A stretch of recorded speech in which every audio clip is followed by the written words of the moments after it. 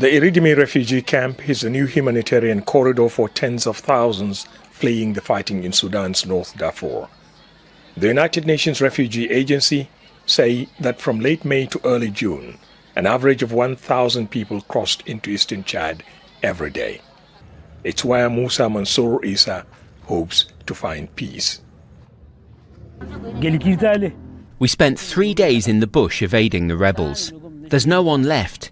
It's hell on earth. He's unaware that hundreds of thousands of his compatriots who arrived here 2 years ago are still struggling.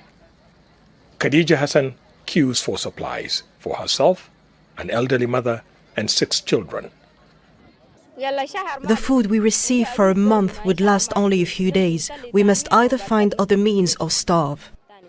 As funding dwindles, the situation worsens for her and countless other refugees in Chad. We are not in capacity to continue to face to all these people arriving with the funding situation. This response plan is funded only at 13%.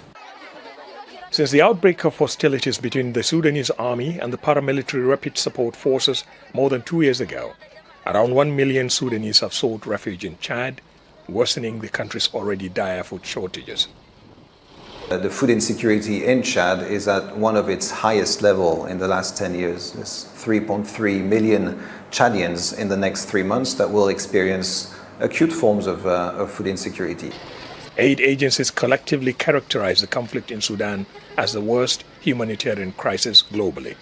One official refers to the displaced as forgotten. For the 1 million Sudanese refugees here in Chad, food is a major concern, and what shelter and water supplies are available are also inadequate. Half the refugee population here is housed in emergency shelters. Only 25% of school-age children here who arrive here have access to education, and United Nations officials say there is only one doctor to every 80,000 refugees. The refugee population in Adre, for instance, is 4 times larger than the local population, leading to competition for limited resources. Aid agencies express fear that a lack of funding could escalate tensions between local communities and refugees. Ahmed Idris, Al Jazeera, Adre, on the Chad-Sudan border. Make sure to subscribe to our channel to get the latest news from Al Jazeera.